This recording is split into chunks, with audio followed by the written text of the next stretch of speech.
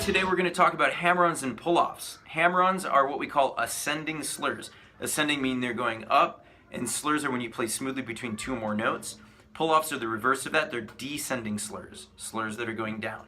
We'll start off with hammer-ons today. Basic concept of the hammer-on is the left hand snaps up to a higher note without using the right hand to pluck the string. For example, if I was on the first fret with my first finger on the sixth string, and I play that with the pick, then with my left hand I snap to the next higher note, which would be second finger on the second fret. That would be a hammer-on.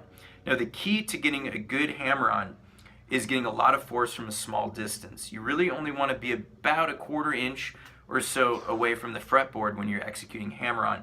So I've heard this compared to the 6-inch punch from Bruce Lee. Bruce Lee would do a trick where he would have 6 inches distance from his opponent, and he would use only that distance to get enough force to send the person flying across the room.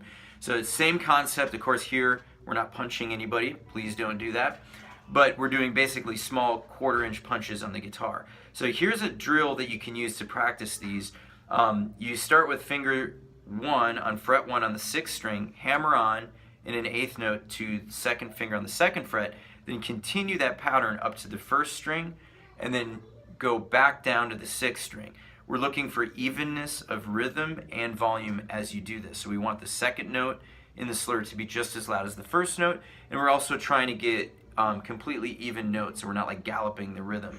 I'll demonstrate here. So I'll start on the 6th string. This is 1 to 2. I do the same thing on the next string.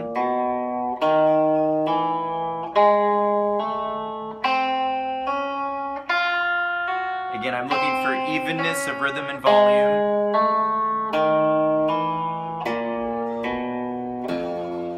Okay, that was 1 to 2.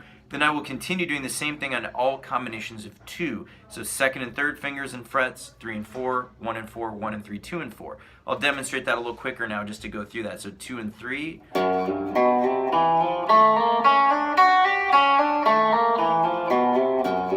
3 and 4.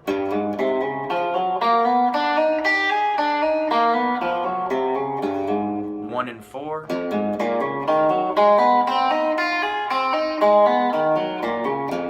1 and 3.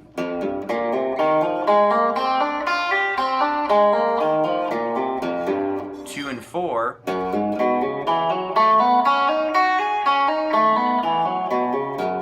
So that's all the combinations. Now we're going to do the same exact thing with pull-offs. So instead of going up from 1 to 2, we're going to go down from 2 to 1. Now the technique of a pull-off, I think there's a lot of misconceptions out there that with a pull-off you just lift up your finger or go upward. But actually what you're doing is you're snapping downward. It's really the same motion you would make if you were plucking with the right hand finger, like this. If I was plucking with my thumb, I go downward. So you're going to do that, for example, if I'm going from 2 to 1, I've got my first finger down in advance, I've got second finger here, I snap downward, and then after snapping downward, I'm coming back around so I'm ready to play the next note. So the motion is down and back around. You will inevitably hit the next string up.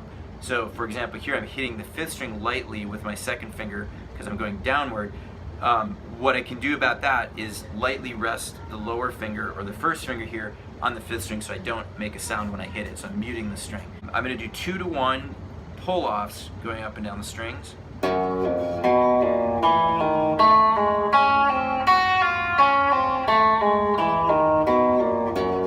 And then I'll continue through all combinations of 2. So I'll do 3 to 2.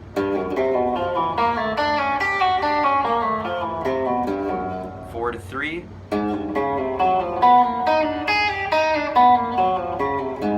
4 to 1.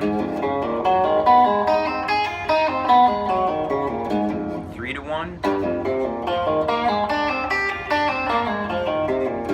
And 4 to 2. If you keep doing these drills every day, work on the evenness of rhythm and volume, you'll see big improvements on your hammer-ons and pull-offs. So go get them.